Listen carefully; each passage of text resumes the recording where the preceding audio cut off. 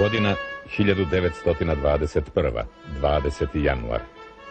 U 5 časova i 30 minuta ujutro Srbija je ostala bez jednog od najvećih vojskovođa u svojoj novijoj istoriji, vojvode Živojina Mišića.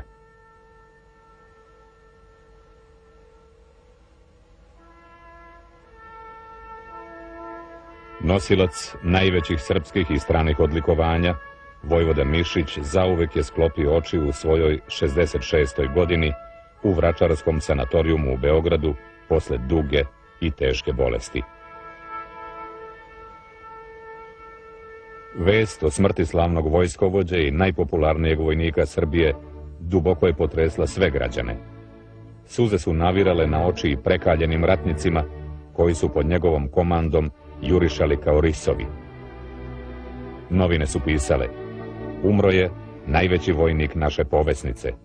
O njemu znaju rudničke i suvoborske gore i makedonski klanci, brda i doline. O njemu pričaju sve naše bučne i bistre reke. Na pobedonosnim krilima njegove legende ime mu se pronelo i van granica naše otadžbine. Pogrebna povorka bila je kilometrima duga.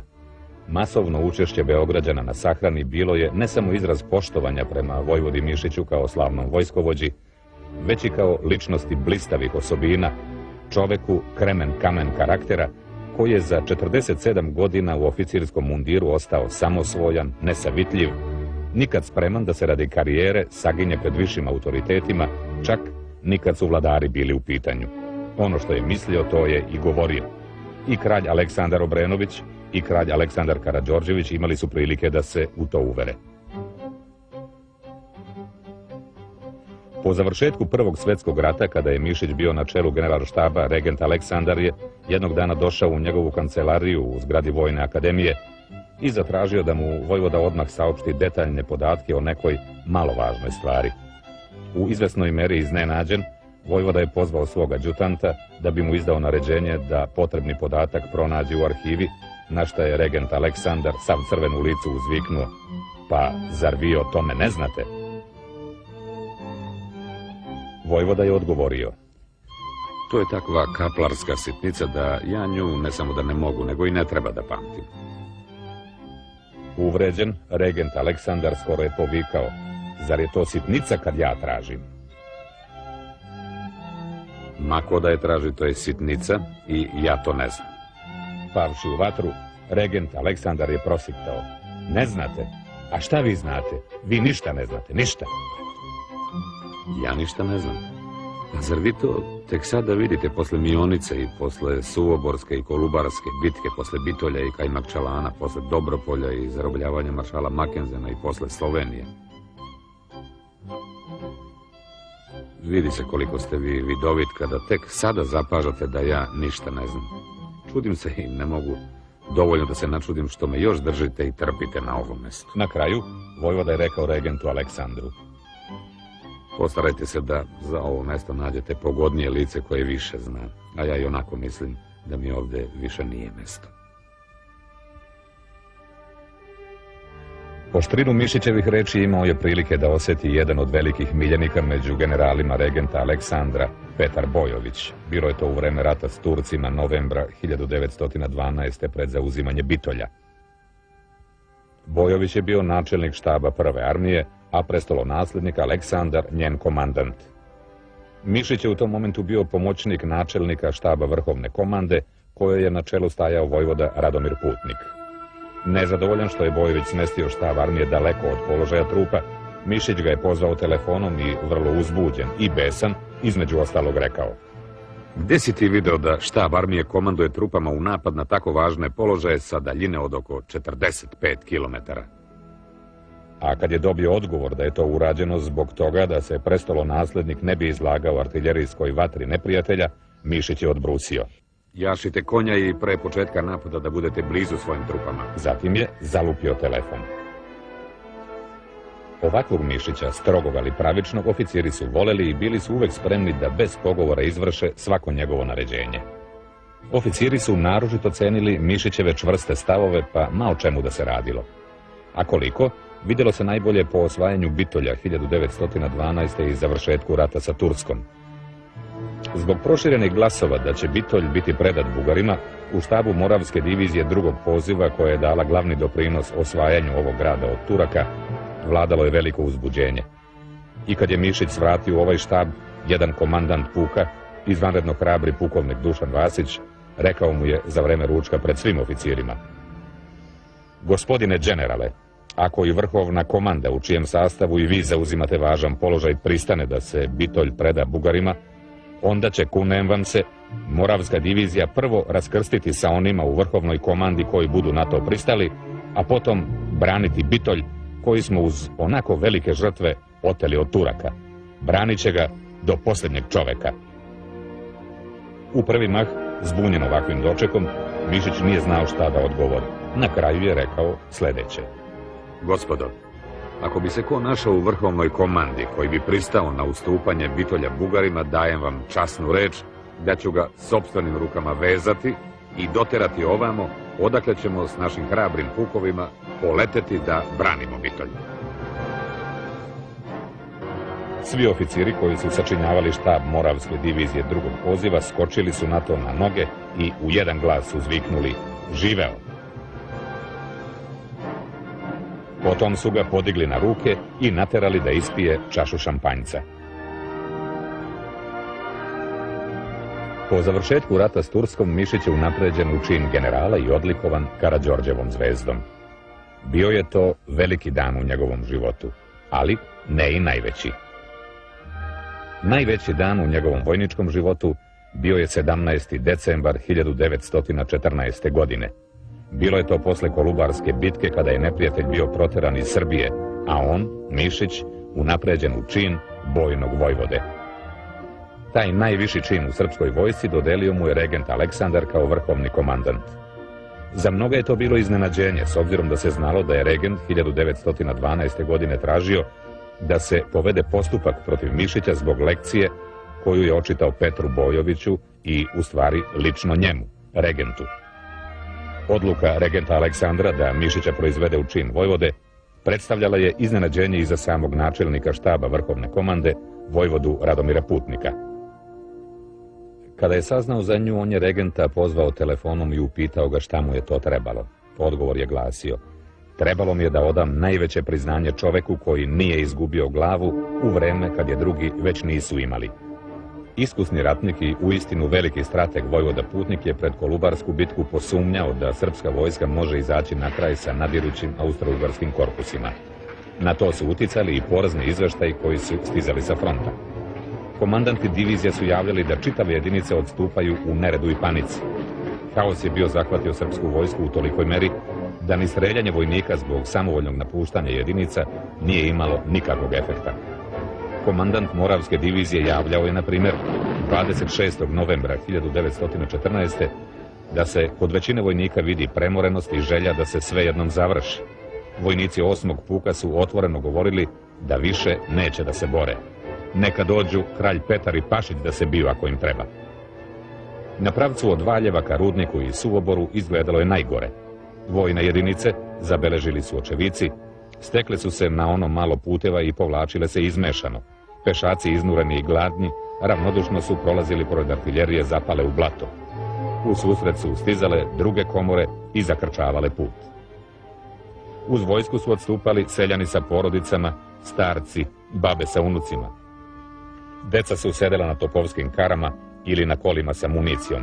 Između lafeta provlačile su se koze i ovce, a sa strane prolazili krupni i podbiveni mačvanski volovi. Tu su bili i ranjenici i teški bolesnici.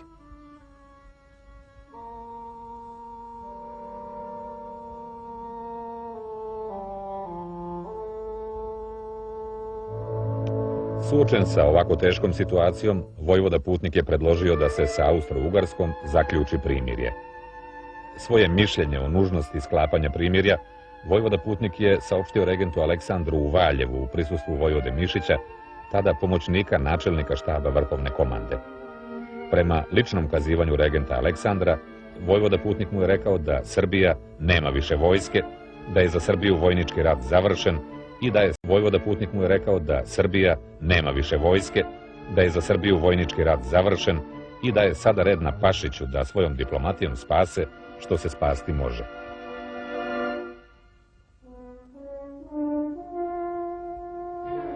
Sa Mišićem je regent Aleksandar obišao front da bi se uverio u pravo stanje stvari.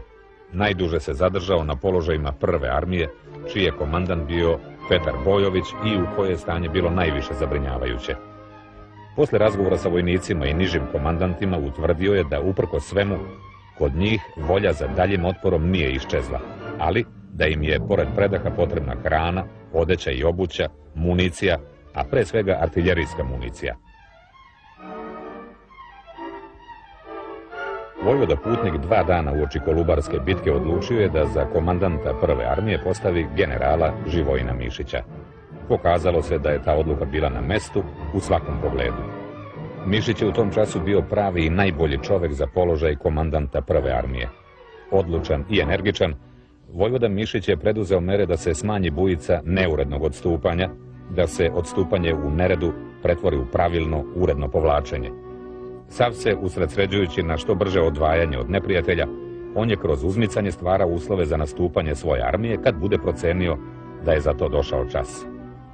Kad su u vrhovnoj komandi saznali da se Mišić sa celom prvom armijom povlači prema Gornjem Milanovcu, izbegavajući da se upusti u ozbiljniju borbu sa neprijateljskim snagama, nastala je prava uzbuna, pored ostalog i zato što je to bilo u suprotnosti sa njenom naredbom. Načelnik vrhovne komande nije bio spreman da popusti Mišiću, pa nikad mu je ovaj ponovio da je on naredio pokret i da se to mora izvršiti, jer na novim položajima on ne misli da se brani, već da odatle krene u najbesniji napad. Kad je posle svega vojvoda Putnik još jednom upozorio Mišića da je dužan da sluša i izvršava naredbe vrhovne komande, dobio je ovaj odgovor. Neću u ovom času nikoga da slušam kad radim posao za koji nosim odgovornost. Naredio sam povlačenje i ostajem pri tom. Dajte komandu kome hoćete, ali dokle ja komandujem armijom, ima da bude kako ja mislim da je najbolje za ovu zemlju. Uprkos protestima i pretnjama vrhovne komande, Mišić je izveo svoj plan do kraja. Posle odmora od nekoliko dana na položajima na koje je samovoljno povukao prvu armiju i kad je stigla puščana i artiljerijska municija, Mišić je procenio da je došao čas za protivnapad na neprijatelja. U naredbi koju je izdao, on je zatražio da pešadija dobro nišani, a da sve baterije, čim primete neprijatelja, otvore snažnu vatru. Osete li komandanti pometnju kod neprijatelja, onda sve divizije da krenu u energičan napad. Čim neprijatelj okrene leđa, treba ga nemilosrdno goniti. Na dan 2. decembra 1914. godine Mišić je izdao naređenje za opšti napad na neprijatelja. Rešio sam da sa celom armijom sutra, 3. decembra ujutru, preduzmem napad na neprijatelja. S punom voljom i nadom u Boga, napred junaci. Već u 7 časova ujutru protivnapad prve armije bio je u punom jeku. Paklena grmljavina topova prolamala je nebo. Neprijatelj je bio potpuno iznenađen, jer sa tako žestokim protivnapadom nije računao. Imali su pravo hroničari koji su zapisali da je strahovitim jurišem prve armije počela nova faza rata, koja će na posletku Austro-Ugarsku kaznenu ekspediciju pretvoriti u kažnjenu. Srpski vojnici koji su neki dan pre toga napuštali borbene položaje u neredu, jurišali su sada na neprijatelja kao da svaki od njih ima po 3 života. A kada su zatim u protivofanzivu krenule i sve druge srpske armije pod komandom Stepe Stepanovića i Pavla Jurišića Šturma, katastrofa Austro-Ugarske balkanske vojske bila je potpuna. Zarobljeno je 327 oficira i preko 40.000 podoficira i vojnika, a zaplenjeno je više od 140 topova i 70 mitraljeza. Srpska vrhovna komanda mogla je s ponosom da objavi da na teritoriji Srbije nema više ni jednog neprijateljskog vojnika, sem zarobljenika. Iz grla pobedničke vojske uz logorske vatre čula se tih dana pesma koja je sama za sebe sve govorila. Došo Švaba sve do Ljiga, a kod Ljiga zaglibi ga. Bitka na Kolubari i Suvoboru, koja je spasla Srbiju 14. godine, kao što je bitka na Marni spasla Francusku, bila je velika Mišićeva bitka. On ju je vodio u svom rodnom kraju, u svojoj postojbini.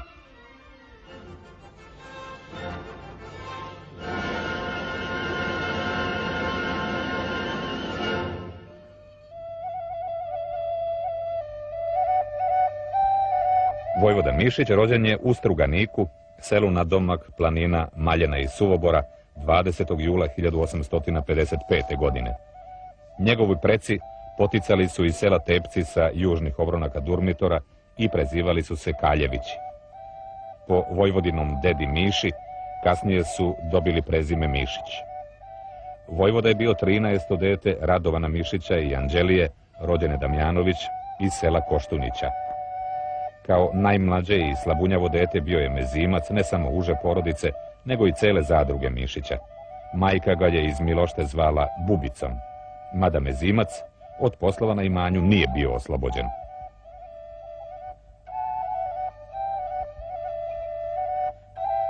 Kada je navršio 6. godinu, dodeljen mu je zadatak pastira. Čuvao je ovce i koze i silno se namučio. Ko nije čuvao koze, taj ne može ni zamisliti šta su to jadi i nevolje, rekao je Vojvoda Mišić u svojim memoarima.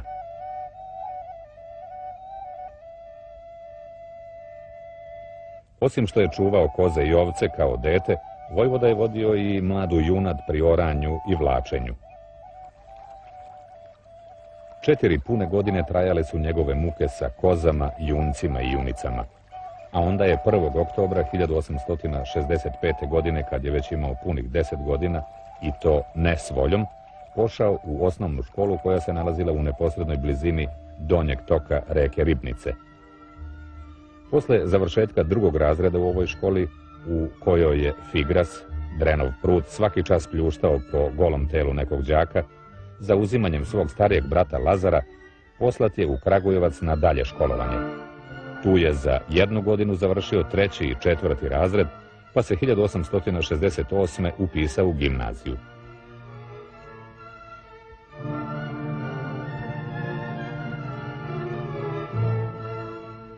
Seljače sa opancima na nogama i seljačkih manira, a pritom prkosno, nije bilo dobro primljeno od varoške dece. Neprestano su ga peckala, začikavala i omalovažavala. Po završenoj gimnaziji, 2 razreda u Kragujevcu, a 3 u Beogradu, 20. septembra 1874. godine Mišić je postao pitomac Vojne akademije. Kao pitomac 1876. sa činom podnarednika krenuo je u rat protiv Turaka.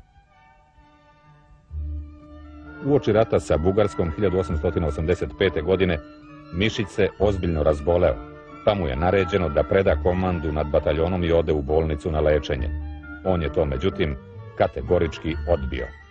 Bataljon mi se može oduzeti samo silom oružja, poručio je on svom komandantu puka, posle čega je naređenje o upućivanju u bolnicu povučeno.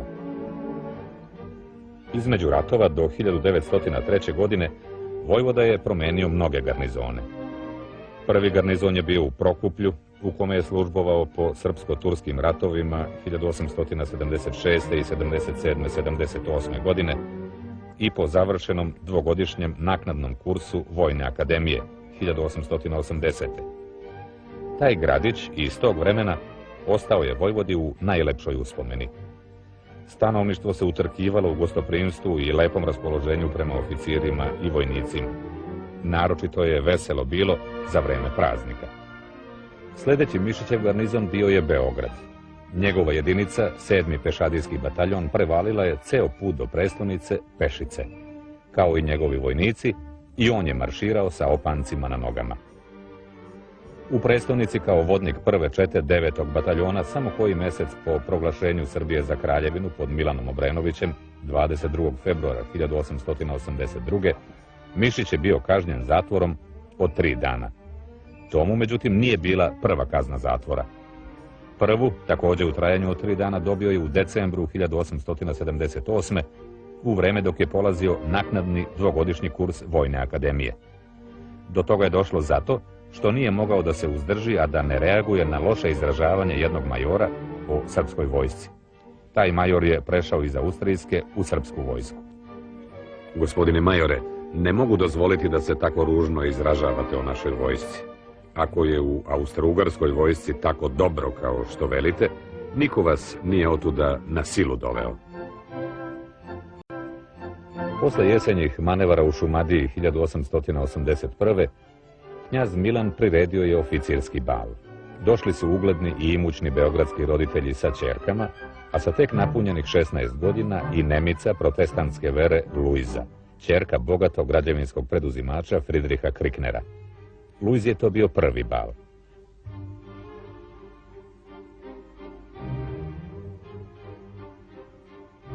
Skoro cele večeri plesala je sa pešadijskim potporučnikom Živojinom Mišićem.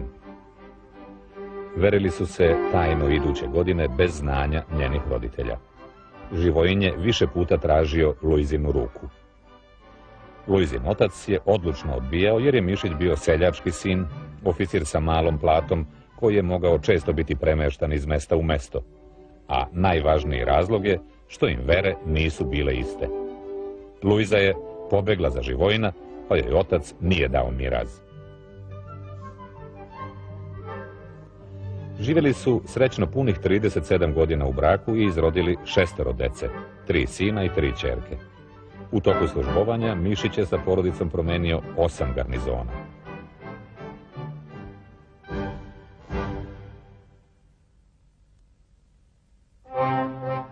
Najstariji sin Radovan, rezervni konjički kapetan druge klase i srednji sin Aleksandar, aktivni konjički poručnik, bili su u borbenim jedinicama od 1912. do 1918. godine. Mišić bi i najmlađeg sina Vojislava bacio u borbu, da tada nije imao samo 14 godina. Sve godišnje odmore i kao pitomac Vojne akademije i kao oficir, Mišić je provodio u rodnom selu Struganiku na poljskim radovima sa svojom braćom. U vojnoj karijeri Mišić je brzo napredovao, kako je zasluživao prema svojoj osobito jakoj stručnoj i opštoj spremi. Još krajem 19. veka važio je za jednog od najobrazovanijih i najsposobnijih srpskih generalštabnih oficira. Završio je tada najviše vojno obrazovanje, dvogodišnju generalštabnu pripremu i 1890. godine kao kapetan prve klase preveden u generalštabnu struku. Završio je u Brku na Lejti čuvenu austrougarsku školu gađanja i školu jahanja u Beogradu. Govorio je nemački, francuski i ruski jezik, a kasnije na Solunskom frontu i pored velikih poslova intenzivno je učio engleski i italijanski. Bio je vrlo plodan vojni pisac i prevodilac. Godinama je u vojnim časopisima objavljivao članke, rasprave i prevode iz stranih vojnih časopisa. Pored redovnih dužnosti, Mišić je od 1896. do 1904. profesor strategije, nauke o vođenju vojske i veštine ratovanja na Višoj školi Vojne akademije. Kao sopstveno izdanje štampao je 1907. godine obimnu knjigu pod nazivom Strategija, koja je u stranim vojnim krugovima bila vrlo zapažena, a srpskim oficirima nezaobilazan udžbenik.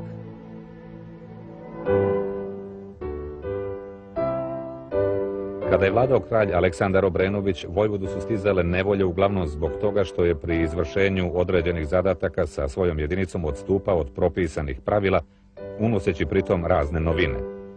Na manevrima 1895. godine kod Topole strogo je ukoren, što je kao komandant puka došao u prvi borbeni red, umjesto da napadom svog puka upravlja iz pozadine sa mesta kod rezerve. Pred kraj vladavine kralja Aleksandra Obrenovića, Vojvoda je bio lažno optužen i našao se u opasnosti da bude odstranjen iz vojske. Inicijator svega toga je bio tadašnji komandant aktivne vojske Mihajlo Srećković. On je protiv Mišića podneo tužbu sudu. Tužba je bila skroz neistinita i s obiljem najodvratnijih podmetanja. Ostavio je Vojvoda zabeleženo u svojim memoarima. Cijenjen od kralja Aleksandra Obrenovića, Mišić je ubrzo 19. maja 1901. proizveden u čin generalštabnog pukovnika. U drugoj polovini aprila 1902. naimenovan je za komandanta Drinske divizijske oblasti. Kao počasni adjutant, Mišić se često sretao sa kraljem Aleksandrom, referišući mu o prilikama u svojoj divizijskoj oblasti. Do toga šta će mu Mišić reći, vladar je mnogo držao. Cijenio je kod Mišića i to što je umeo da čuva tajnu. Pored toga, kralj Aleksandar Obrenović je posebno cenio i Mišićevu iskrenost, čak i onda kada mu ona nije bila prijatna. Po ubistvu kralja Aleksandra Obrenovića i kraljice Drage i dolaska na presto Petra Karađorđevića, Mišić se odjednom, ni kriv ni dužan, našao u nevolji. Bio je po kratkom postupku odstranjen iz vojske 24. marta 1904. godine. Penzionisan je na zahtjev oficira zaverenika, kasnije prvaka tajne organizacije Ujedinjenje ili smrt, nazvane Crna ruka. U času penzionisanja Mišić se nalazio na dužnosti pomoćnika načelnika glavnog generalštaba. Načelnik je bio Radomir Putnik, koji je ubrzo postao i ministar vojni. Odlazeći na novu dužnost, Putnik je Mišiću rekao: "Vi ćete me zastupati na dužnosti načelnika generalštaba, a ja vas uveravam da dok god budem ja vojni ministar, osim vas niko drugi neće sesti na to mesto." Mišić je u ove reči poverovao, ali u momentu kad je Putnik to izjavio, ukaz o Vojvodinom penzionisanju već je bio potpisan. Prema izveštaju vojnog atašea Austro-Ugarske u Beogradu od 14. aprila 1904. Mišić je penzionisan zbog odbojnog stava prema zaverenicima, a neposredan povod treba da je bilo jedno pismo njegove kćeri u kojem je ona, izražavajući mišljenje svog oca, vrlo loše opisala zaverenike. U kasnijem izveštaju vojni ataše Austro-Ugarske ponovio je ocenu da je Mišić protivnik zaverenika i novog stanja, ali da je vrlo korektan, častan oficir, tih i skroman, energičan i jedan od najsposobnijih srpskih generalštabnih oficira uopšte.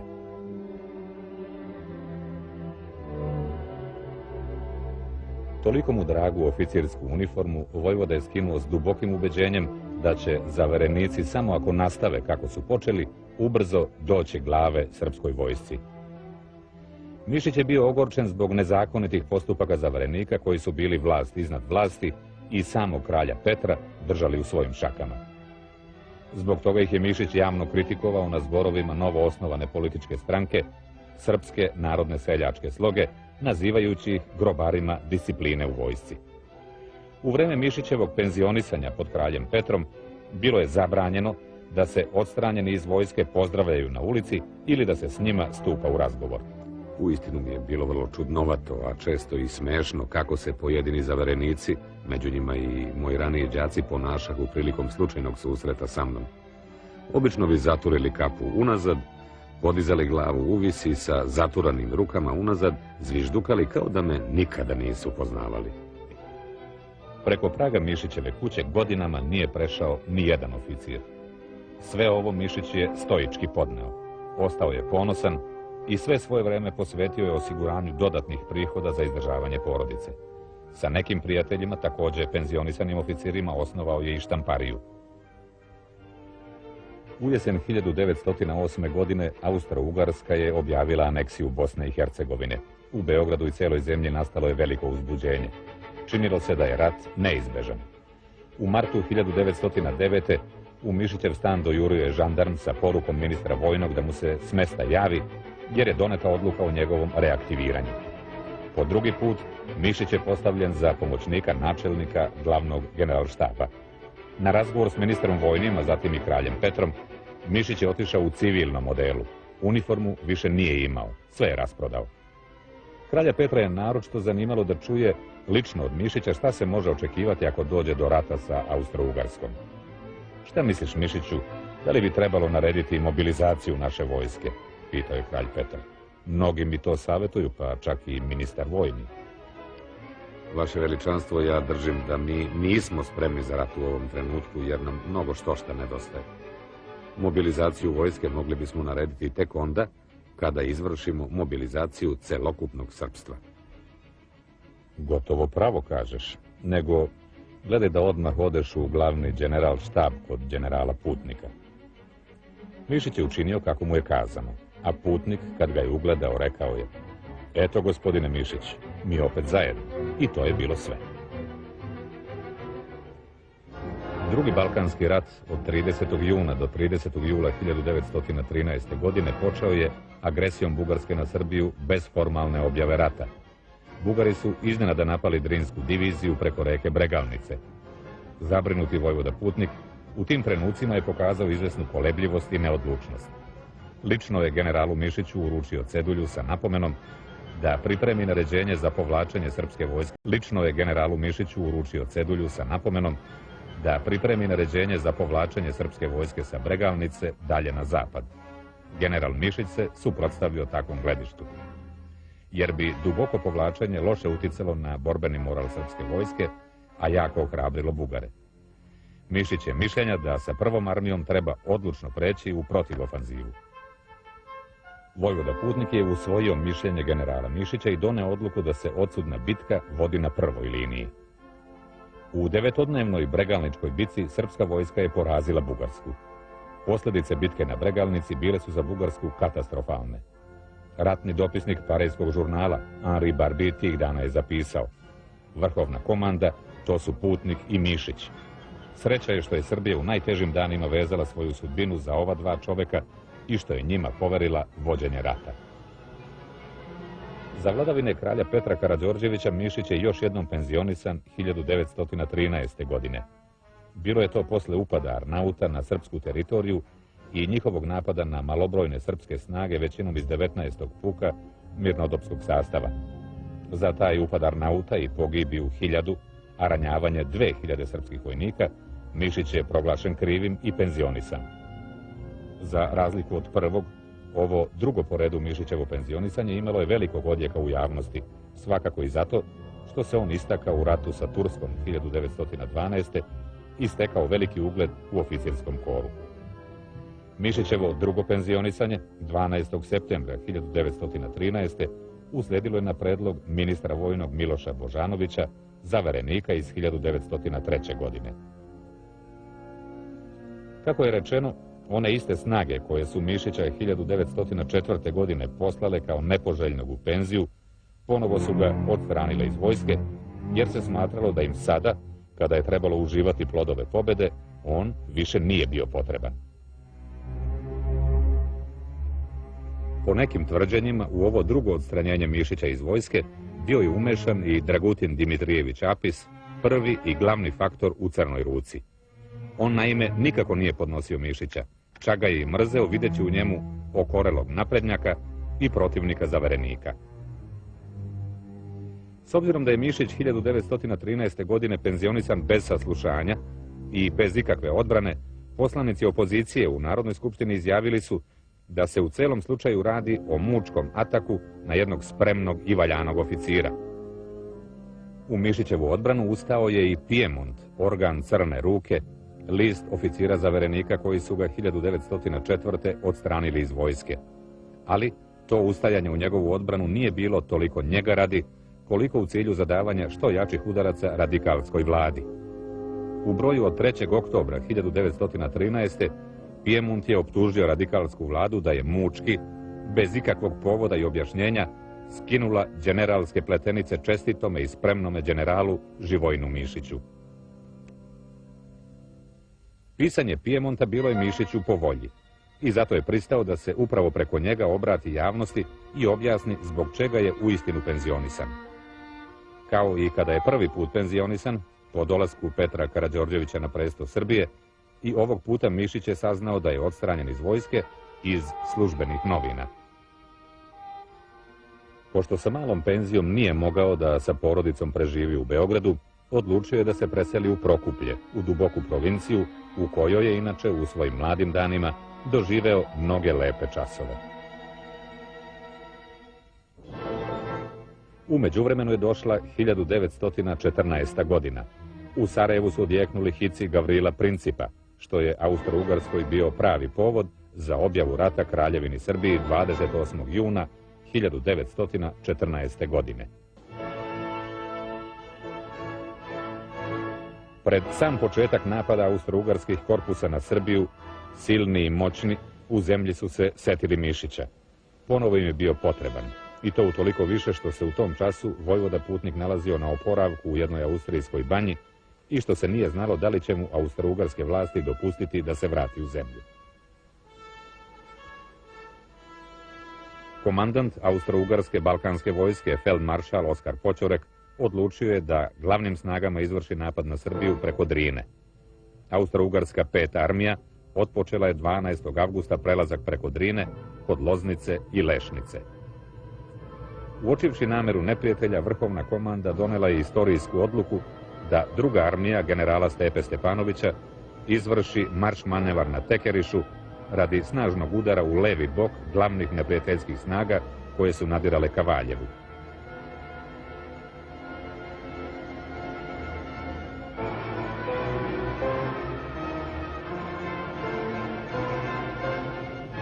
Od 16. do 20. avgusta 1914. godine na planini Ceru Austro-Ugarska 5. armija odsudno je potučena i odbačena preko Drine.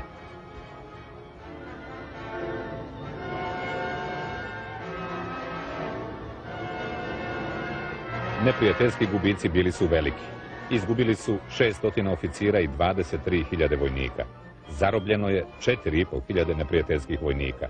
Zaplenjeno je 56 topova. Pobjeda u Cerskoj bici bila je i prva velika saveznička pobjeda u Prvom svjetskom ratu. Očevici kažu da tih dana general Mišić nije uopšte legao u postelju. Posle Kolubarske bitke, završetka ratovanja u 1914. i proterivanja neprijatelja iz Srbije, Mišićeva zvezda je zablistala punim sjajem. Ovenčan slavom, on je mogao da veruje da mu položaj u vojsci niko i nikad više neće moći da ugrozi, da nikad više neće biti žrtva intriga. Međutim, dogodilo se drugačije već 1915. godine u jesen, kada su se na Srbiju spustile 3 vojske, Nemačka, Austro-Ugarska i Bugarska. Do ove invazije centralnih sila na Srbiju došlo je posle višestrukih pokušaja vlade Nemačke i Austro-Ugarske da Srbiju privole na zaključenje separatnog mira uz garanciju da će joj prepustiti pored ostalog i severnu Albaniju. Napad centralnih sila Srbija je dočekala sama.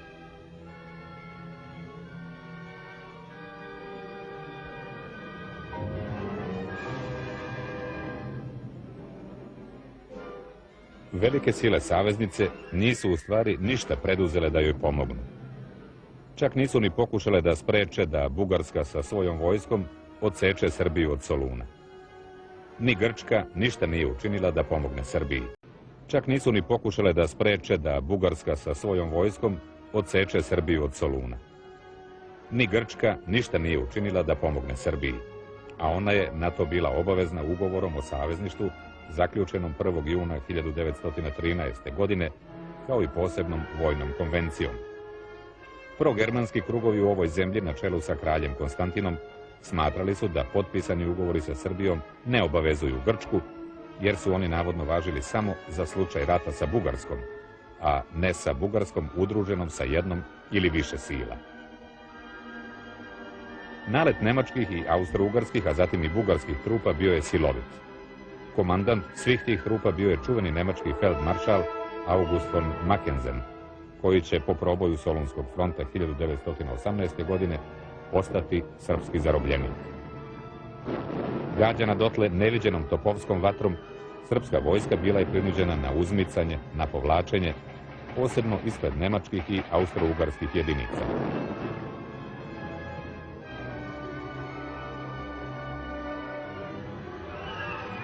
Povlačenje vojske je trajalo sve do kraja novembra, kada se našla na Kosovu. Odatle je imala da se povuče u Albaniju. Odluka o tome je doneta 24. novembra 1915. godine.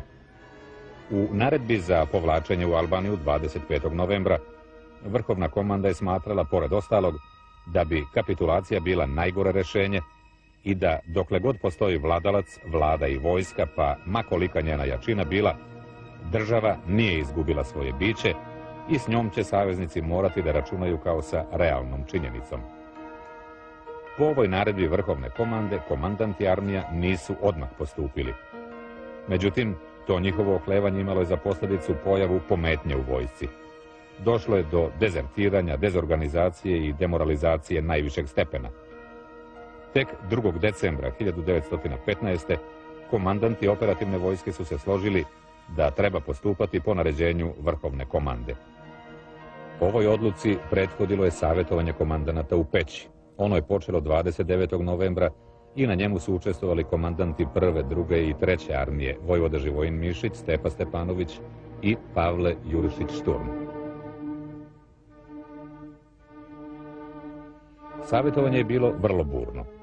Vojvoda Mišić je upozorio na činjenicu da vojska već 10 dana ne zna gde su ni vlada ni vrhovna komanda i da se više ne može ostati u stanju u kome će svako raditi na svoju ruku. On je energično zatražio da se s Kosova krene u protivofanzivu umjesto u povlačenje u Albaniju. Na 4. sastanku po redu, održanom 1. decembra, vojvoda Mišić je tokom žestoke rasprave, vođene povodom njegovog predloga, rekao i to da bi svakom moralo da bude jasno da postoje samo dve mogućnosti. Da se krene napred u ofanzivu, pa da se vidi od koga se beži, i ako se uspe, dobro je, a ako se ne uspe, da se sa neprijateljem stupi u pregovore. Ova izjava vojvode Mišića protumačena je kao da je on bio za to da vojska položi oružje i preda se neprijatelju. Zahvaljujući zlonamernicima, od celog slučaja napravljeno je krupno pitanje i štetilo je imenu i ugledu slavnog vojskovođe. U Nici u januaru 1916. godine, gde se po povlačenju preko Albanije nalazio na lečenju, duboko ožalošćen, izjavio je da su mu zlobni klevetnici podmetnuli klevetu. Svoj predlog da se s Kosova krene u protivnapad, on je učinio u najboljoj nameri, u uverenju da se može ostvariti uspeh. Za Vojvodina objašnjenja, međutim, malo je ko hteo da čuje. I desilo se da je vojvoda po povratku sa lečenja iz Francuske na Krf gurnut opet u stranu. Na Krfu je jedno vreme bio besposlen. Provodio je vreme osjećajući se beskorisnim. S tugom je posmatrao kako reorganizovana srpska vojska sa Krfa odlazi na Solunski front. Naročito ga je uvredilo i ogorčilo što su ga stavili u takozvani depo za neraspoređene oficire. Supruzi Luizi, koja je boravila u izbeglištvu u Nici u jednom sirotinskom pansionu, piše: "Draga Luiza, ubi me nerad, ubi me zaludničenje."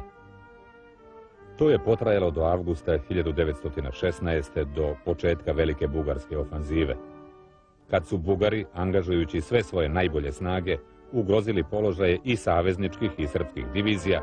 Regent Aleksandar i njegovi miljenici u vrhovnoj komandi opet su se setili vojvode Mišića. Telegramom su ga pozvali da odmah dođe u Solun i preuzme komandu nad prvom armijom.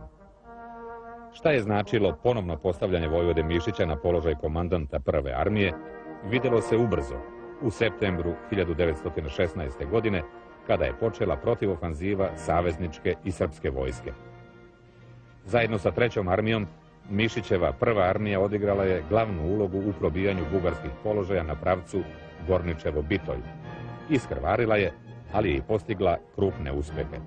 Osvojen je i Bitolj.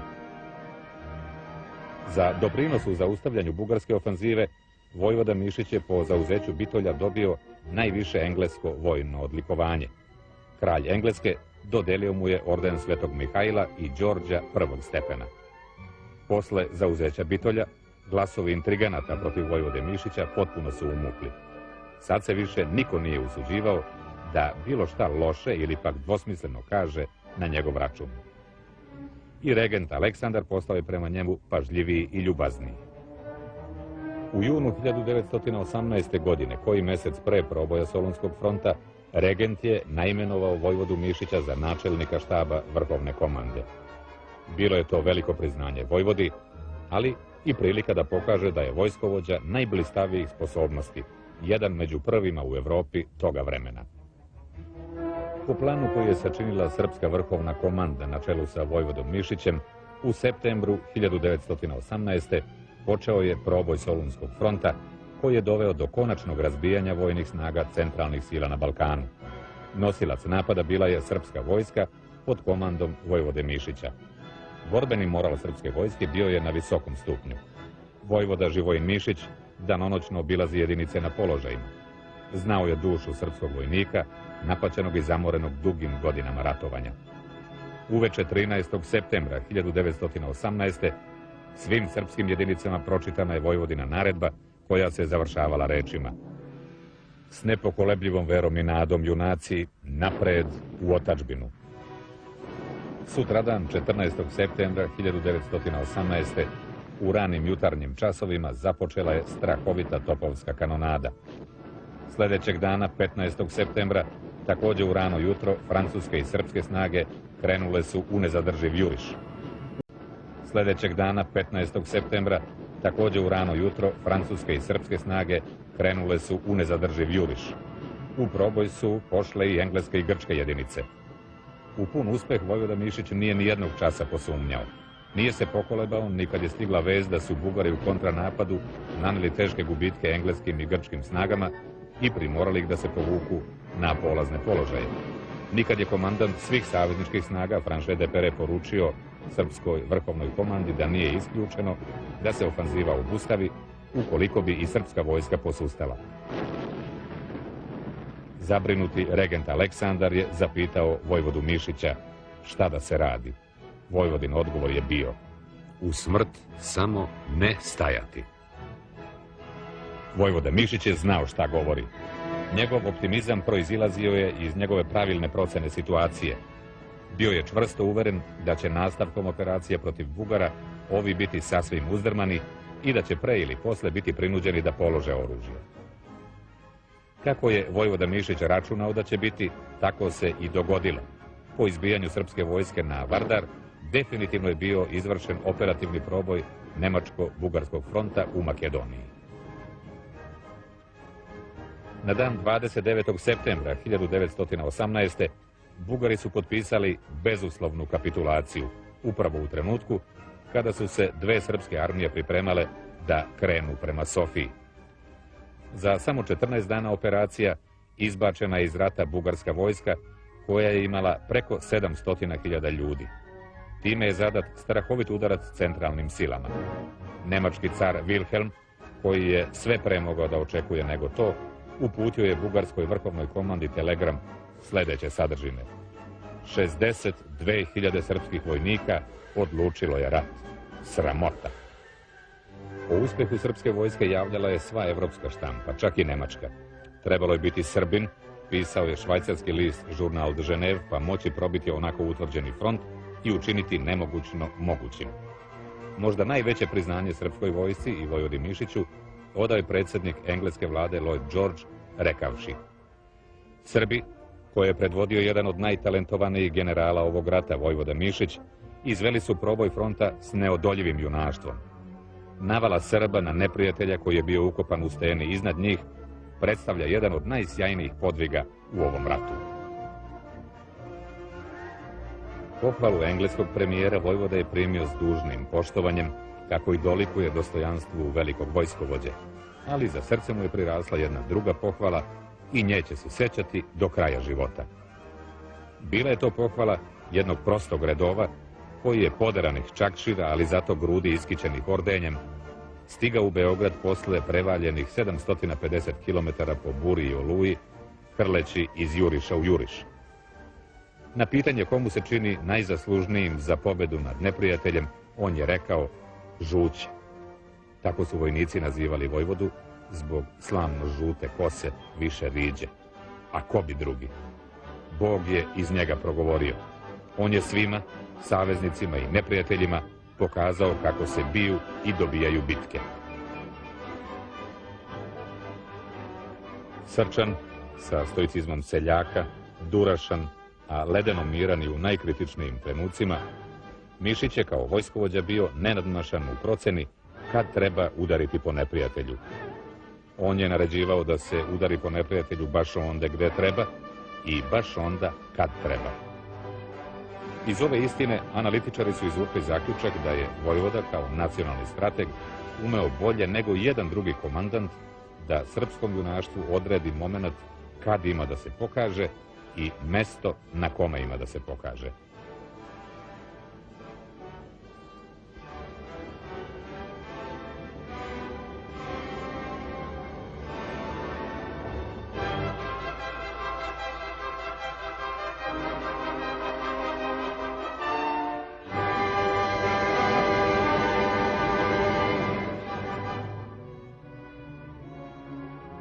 Po pristizanju u Beograd u novembru 1918. godine, vojvoda je kao retko kad bio ispunjen radošću.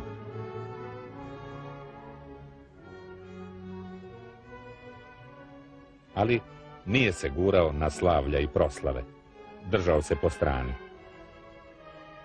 Kad se je poveo razgovor o tome šta bi bilo najvažnije da se počne raditi u zemlji, On je odgovorio da bi najvažnije bilo prići iskrenom i poštenom radu za dobro naroda, za dobro svih onih Srba rodoljuba koji su stradali, iskrvarili i postali invalidi na bojištima od Drine do Kajmakčalana, za dobro 100.000 ratne siročadi.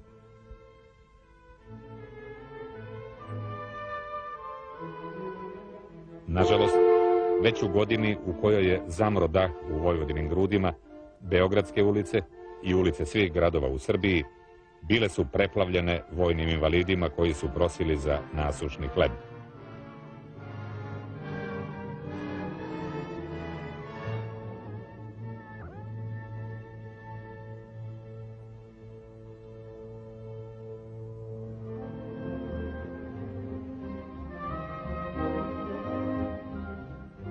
Pet godina posle Vojvodine smrti, u kraljevini Srba, Hrvata i Slovenaca, niko se više nije ni sećao njegovih reči, njegovog amaneta. Zaboravilo se na njegove zasluge, čak i na njega samoga. Ukazujući na to, sa žalošću, Politika je u broju od 16. juna 1925. godine pisala: prvi buseni zemlje što su tupo odjeknuli na njegovom kovčegu, ugušili su i svaki pojam o Vojvodinoj zasluzi i veličini. Pod humkom koja je od tog busenja i stvorena, ležali su ukopani ne samo Vojvodini posmrtni ostaci, već i narodno priznanje.